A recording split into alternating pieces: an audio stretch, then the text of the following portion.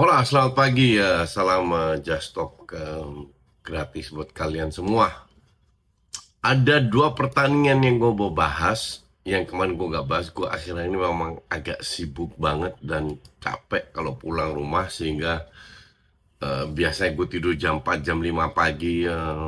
Beberapa hari terakhir gue tidur jam 2, jam 3. Jadi gak sempet bikin video lah. Lupa. Naik capean. Nah, ini gue baru pulang dari live reaction di halftime show Arsenal lawan ATM. Sehingga gue masih ada waktu untuk bikin video, terus baru gue tidur. By the way, besok ada halftime show lagi, live reaction buat kalian semua. Kita harus konsisten, gak ada sponsor. Ada sponsor, kita tetap siaran. Itu buat kalian semua. Oke? Sedikit sebelum gue masuk ke Arsenal, kita bahas kejutan kemarin Everton lawan City, di mana City kalah. Gue jujur nggak nonton, ini gue juga setengah tidur di sofa. Cuman gue agak kaget. Gue cuma nonton babak pertama kalau nggak salah, pas Doku cetak golnya keren banget.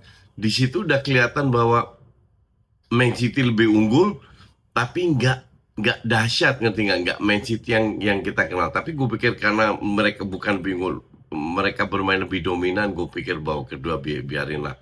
Pas gue bangun, gila, 3-3 ternyata.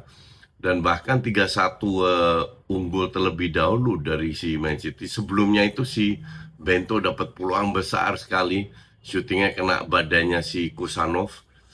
Ya itu mungkin udah warning. Tapi ya seri. Kalau kalian bertanya apakah sekarang Arsenal lebih besar peluang juara, enggak. Tapi nasibnya ada di Arsenal sendiri. 3 kali menang, 3 kali juara. Cuman dari 3 match ini, 2 match away lawan tetangga London. Satu West Ham juga struggling buat agar bisa survive di EPL. Yang kedua, yang match terakhir itu lawan Crystal Palace away. Yang kedua si Burnley home, itu bisa menang, harusnya bisa menang. Asumsi lawan West Ham menang sama Crystal Palace, kan Crystal Palace away itu nggak gampang. Banyak klub juga kalah, tumbang di Crystal Palace karena sesama London juga. Jadi untuk gue ini belum selesai. Apakah City sisa 4 pertandingan juga sapu bersih? Ya, we don't know. Ya City sisa 4 pertandingan, nextnya lawan Brentford.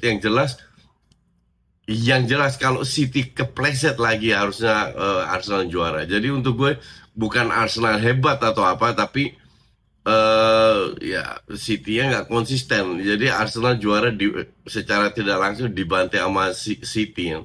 Cuman sekali lagi, ini masih semua terbuka ya. Jangan, bahkan mungkin sampai di match terakhir Arsenal masih bisa kepleset. Kita jangan lupa berapa tahun lalu dulu zamannya Aguero, City di detik-detik terakhir menang di menit 90 something plus plus lawan Queen's Park Rangers, di mana matchnya MU dengan Rooney udah selesai dengan Ferguson, ternyata City yang juara.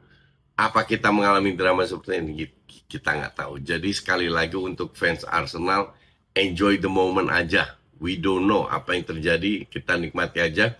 Nanti di Just Talk akan ada live reaction. Live reactionnya free, tapi komennya buat member. HTS yang pasti di match terakhir itu ada, itu kita sharing di HTS, baru kita fokus ke Piala Dunia. Apalagi? Oh ya, Champions League. Ya, seperti kan gue udah berkali-kali bilang sama kalian, gue lebih percaya Arsenal masuk final di Champions League, dan itu terbukti. Kenapa Arsenal bisa seperti itu? Karena nggak ada beban. Bebannya jauh lebih kecil dibanding di EPL. Di EPL Arsenal udah tunggu berbulan-bulan unggul berapa poin, akhirnya kesalip. Ini masalah mental. Oke, jadi Arsenal di atas itu karena City-nya aja bapuk, nggak bisa menang kemarin lawan Everton. Sementara di Champions League, kalau nggak menang udah biasa. Arsenal nggak pernah menang Champions League, baru ini kedua kalinya masuk final setelah 20 tahun yang lalu lawan Barca. Kalau kalian masih ingat, kartu merah Lehmann, Akhirnya Almunia jebol 2 gol, Belletti yang terakhir, Eto'o gol pertama, sehingga Arsenal nggak jadi juara. Itu Arsenal lagi top-topnya, itu harusnya kalau 11 lawan 11 Arsenal menang itu. Tapi ya sudah, ini dikasih kesempatan kemarin menang lawan ATM 1-0 setelah 1-1 seri di Madrid. Di Madrid gua harus katakan Madrid ATM slightly lebih bagus. Oke, jadi Arsenal beruntung bisa seri. Kemarin Arsenal nggak bagus, tapi ATM lebih katrol lagi. Kenapa? Ya, gue nggak ngerti Simeone. Di babak pertama, 20 menit pertama itu seru. 20 menit pertama itu karena intensitas dari pertandingan itu cepat dan intensi dari ATM untuk mencetak gol itu ada. Mereka bermain high press di mana pemain Arsenal kesulitan untuk keluar, tapi terjadilah sebuah pertandingan dengan banyak bolongnya dari lini tengah terutama yang dimanfaatkan oleh kedua tim. Kedua tim juga ngepres. Nah, serunya di sini. Tapi 20 menit terakhir di babak pertama agak membosankan. Serius bener-bener membosankan. ATM dapat berapa peluang nggak bisa di finishing. Arsenal juga ya nggak banyak lah. Coba ini gue klik, gue nggak nonton, nggak lihat statistiknya. Ini bentar, ini salah match. Gue lihat statistik di babak pertama ya. Kita lihat babak pertama dulu.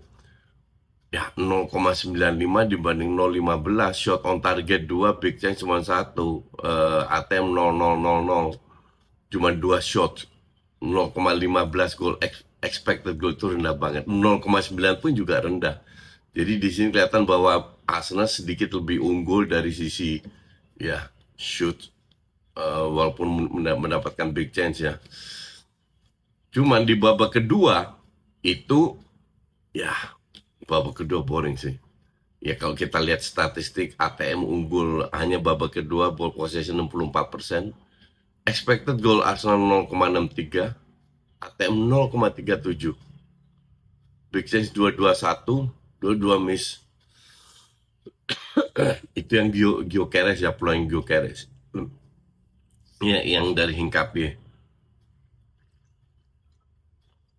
Tapi intinya it was quite boring game karena dua-dua bermain sangat berhati-hati. Lu lihat pada suatu saat Arsenal dapat counter, hilang bola, di counter balik, langsung ada 6 pemain. Jadi lini tengah dikorbankan kalau mau menyerang 4-5 pemain, tapi selalu ada 4-5-6 pemain di belakang untuk menahan counter attack, sehingga nggak ada counter yang benar-benar signifikan. Walaupun satu peluang besar menurut gue itu si Sorloth, waduh itu benar-benar kalau dia sentuhnya benar itu bisa gol itu. Jaraknya terlalu dekat untuk Rai bisa ditahan. But this is football, penuh dengan drama yang dimiliki. Arsenal nggak main bagus, gue setuju. But sometimes lu nggak main bagus, dan ini mentalnya dimiliki oleh City bertahun-tahun. Nggak main bagus tapi menang. Oke? Apakah mental ini bisa dibawa Arsenal ke EPL? Nggak perlu main bagus menang. Karena ini sudah mendekati liga di mana 5-6 match terakhir itu udah nggak perlu main bagus. Itu udah bener-bener survival mode lah. Survival mode di mana mereka harus menang. Kecuali di awal-awal, let's say 30 pertandingan gitu, 31, 32 pertandingan, lu harus main bagus. Kenapa? Karena meningkatkan percaya diri untuk mencetak gol lebih banyak. Bahwa lu bermain bagus, lu create banyak peluang. Walaupun seandainya kalah, lu masih ada prospek yang bagus. Cuman di menjelang mendekati final kayak kemarin, nggak perlu main bagus. Yang penting lu menang, oke? Lu lihat si PSG Munchen kebobolan 5, PSG kebobolan 4. Tapi ya PSG menang karena dia cetak 5 gol, sementara Munchen cetak 4 gol.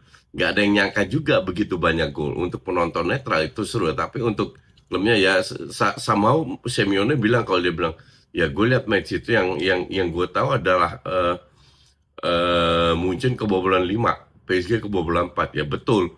Karena si Simeone kan selalu negatif thinking ya. Tapi lu juga bisa cetak banyak gol. Dan ini akan menjadi match seru. intinya siapapun nanti masuk final, ini akan 50-50 match. Nggak bisa dibilang Arsenal pasti runner up atau enggak, sama sekali enggak. Gitu. Jadi we don't know, we'll see what will happen. Tapi intinya ya gue happy banget Arsenal seperti yang gue udah katakan 6 bulan yang lalu, Arsenal masuk final Champions League. Juara atau enggak kita nggak tahu. Sekarang tinggal di IPL, bisa nggak dibungkus juga ini IPL. We'll see. Yang jelas nanti ada live reaction hari Minggu ini Arsenal lawan West Ham itu di akun gue. Ya, thanks for watching.